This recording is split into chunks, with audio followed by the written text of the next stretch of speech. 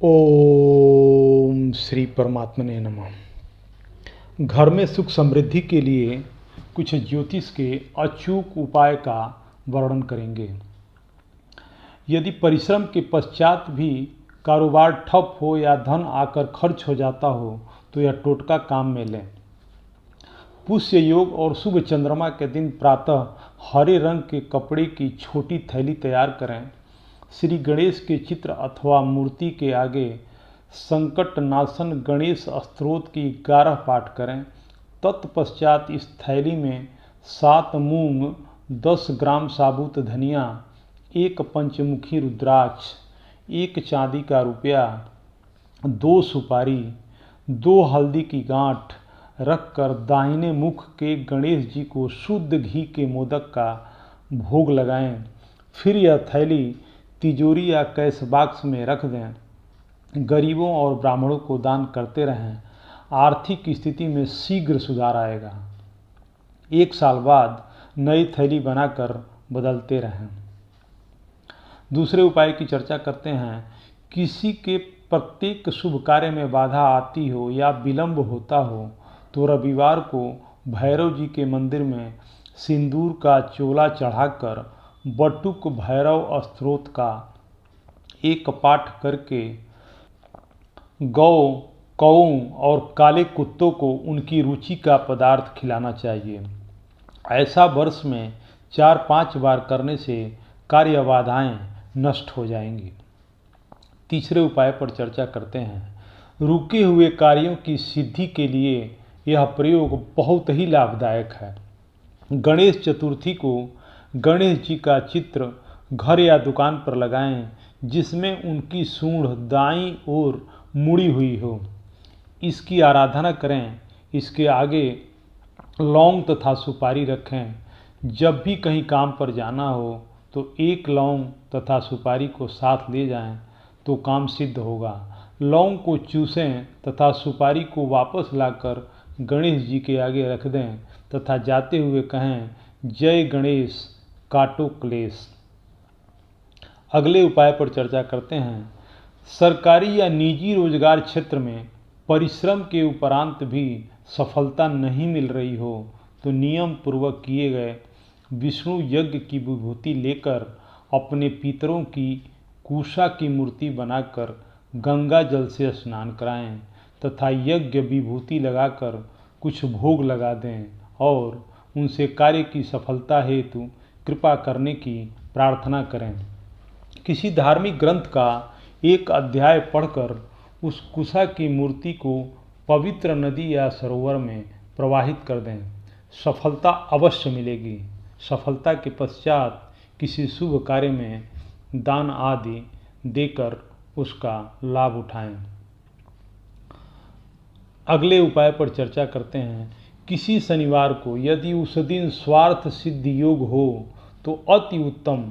सायंकाल अपनी लंबाई के बराबर लाल रेशमी सूत नाप लें। फिर 1 पत्ता बरगद का तोड़ें, उसे स्वच्छ जल से धोकर पोंछ लें। तब पत्ते पर अपनी कामना रूपी नापा हुआ लाल रेशमी सूत लपेट दें और पत्ते को बहते हुए जल में प्रवाहित कर दें। इस प्रयोग से सभी प्रकार की बाधाएं दूर होती हैं और कामनाओं की पूर्ति होती है। रविवार पुष्य नक्षत्र में 1 कौवा अथवा काला कुत्ता पकड़ें। उसके दाएं पैर का नाखून काटें। इस नाखून को ताबीज में भरकर धूप दीपादि से पूजन कर धारण करें। इससे आर्थिक बाधा दूर होती है। कौवे या काले कुत्ते दोनों में से किसी एक का नाखून लें और दोनों का एक साथ प्रयोग ना करें। प्रत्येक प्रकार के संकट निवारण के लिए भगवान गणेश की मूर्ति पर कम से कम 21 दिन तक थोड़ी थोड़ी जावित्री चढ़ावें और रात को सोते समय थोड़ी जावित्री खाकर सोवें। यह प्रयोग 21, 42, 64 या 84 दिनों तक करें। अक्सर सुनने में आता है कि घर में कमाई तो बहुत है किंतु पैसा नहीं टिकता, तो यह प्रयोग करें। जब आटा पिसवाने जाते हैं तो उसमें पहले थोड़े से गेहूं में 11 पत्ते तुलसी तथा 2 दाने केसर के डालकर मिला लें तथा अब इसको बाकी गेहूं में मिलाकर पिसवा लें। यह क्रिया सोमवार और शनिवार को करें, फिर घर में धन की कमी नहीं रहेगी। आटा पीसते समय उसमें 100 ग्राम काले चने भी पीसने के लिए डाल दिया करें तथा केवल शनिवार को ही आटा पिसवाने का नियम बना लें। शनिवार को खाने में किसी भी रूप में काला चना अवश्य लिया करें। अगर पर्याप्त धनार्जन के पश्चात भी धन संचय नहीं हो पा रहा है तो काले कुत्ते को प्रत्येक शनिवार को कड़वे तेल अर्थात सरसों के तेल से चुपड़ी रोटी खिलाएं। संध्या समय सोना, पढ़ना और भोजन करना निषिद्ध है। सोने से पूर्व पैरों को ठंडे पानी से धोना चाहिए, किंतु गीले पैर नहीं सोना चाहिए, इससे धन का क्षय होता है। रात्रि में चावल, दही और सत्तू का सेवन करने से लक्ष्मी जी का निरादर होता है। अतः समृद्धि चाहने वालों को तथा जिन व्यक्तियों को आर्थिक कष्ट रहते हों उन्हें इनका सेवन रात्रि भोज में नहीं करना चाहिए। भोजन सदैव पूर्व या उत्तर की ओर मुख करके करना चाहिए। संभव हो तो रसोई घर में ही बैठकर भोजन करें, इससे राहु शांत होता है। जूते पहने हुए कभी भोजन नहीं करना चाहिए। सुबह सुबह कुल्ला किए बिना पानी या चाय का सेवन न करें। जूठे हाथों से या पैरों से कभी गौ, ब्राह्मण तथा अग्नि का स्पर्श न करें। घर में देवी देवताओं पर चढ़ाए गए फूल या हार के सूख जाने पर भी उनमें घर में रखना अलाभकारी होता है। अपने घर में पवित्र नदियों का जल संग्रह करके रखना चाहिए। इसे घर के ईशान कोण में रखने से अधिक लाभ होता है। रविवार के दिन पुष्य नक्षत्र हो तब गूलर के वृक्ष की जड़ प्राप्त करके घर लाएं।